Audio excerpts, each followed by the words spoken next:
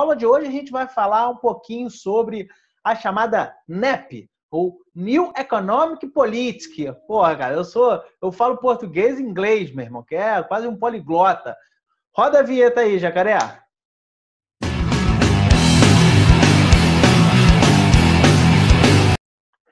Agora sim, pessoal. E aí, voltamos. Como é que vocês estão? Tudo bem? Na aula de hoje a gente vai falar um pouquinho sobre a chamada NEP, ou New Economic Policy. Porra, cara, eu falo português e inglês, meu irmão, que é quase um poliglota.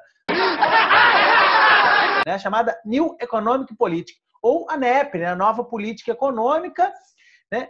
Que foi a adoção de algumas práticas por parte de Lenin, né? Durante o processo revolucionário, ou melhor, após a Revolução Russa de 1917. Antes da gente falar especificamente sobre o que foi a NEP, vamos só relembrar aqui um pouquinho o período anterior.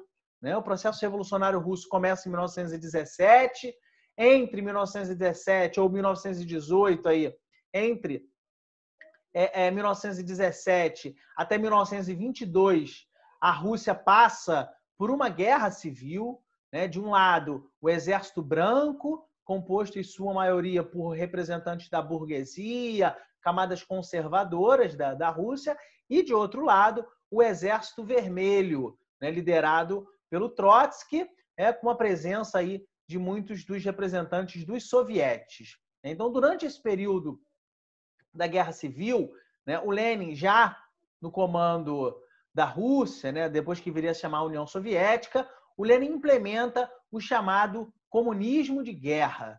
Né? O que foi o comunismo de guerra? Foi uma tática, né, a adoção de algumas medidas por parte do governo de Lenin, no qual toda a produção, né, como se toda a economia, ela passasse a girar em torno desta guerra civil.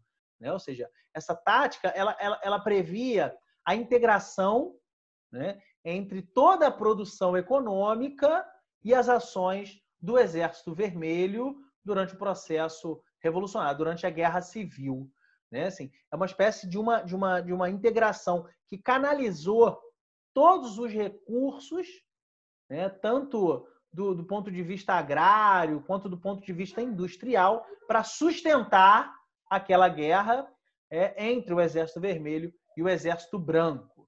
Então, houve confisco de toda a produção agrícola, né? Confisco de cereais, toda a produção ela passou a ser destinada a manter o Exército Vermelho durante a Guerra Civil.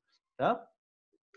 O resultado, economicamente falando, acabou sendo muito ruim, né? Ou seja, alguns historiadores falam aí que o resultado chegou a ser catastrófico. Né? Isso fez com que, a partir de 1921, né, o Lenin, então, criasse a chamada NEP, né, ou Nova Política Econômica. Né? A NEP ela acabou recuperando algumas medidas capitalistas, né? Ou seja, ela revogou algumas das práticas do comunismo de guerra e permitiu aí a presença da iniciativa privada em alguns setores da economia, como, por exemplo, o pequeno comércio, né? Permitiu a criação de cooperativas de comércio, uma pequena indústria, pequenas propriedades. Né? Então, é como se a economia russa ela tivesse, como costuma-se falar, dado um passo atrás, adotando medidas capitalistas para reorganizar a economia, para depois dar 2 passos à frente. Então, a chamada NEP, Nova Política Econômica, ela significou a adoção de algumas práticas capitalistas com o objetivo de reorganizar a economia russa antes de implementar de vez o socialismo. Né? Como costuma-se falar, foi um passo atrás para dar 2 passos à frente. Beleza, pessoal? Em 1922, a Guerra Civil acaba com a vitória do Exército Vermelho, né? E logo depois, 2 anos depois, lá em 1924, o Lenin acabou falecendo. Né? Ele morre de morte morrida mesmo, já vinha doente há algum tempo, mas aí é outra história, né? Que aí a gente vai falar sobre o processo de sucessão do Lenin, né?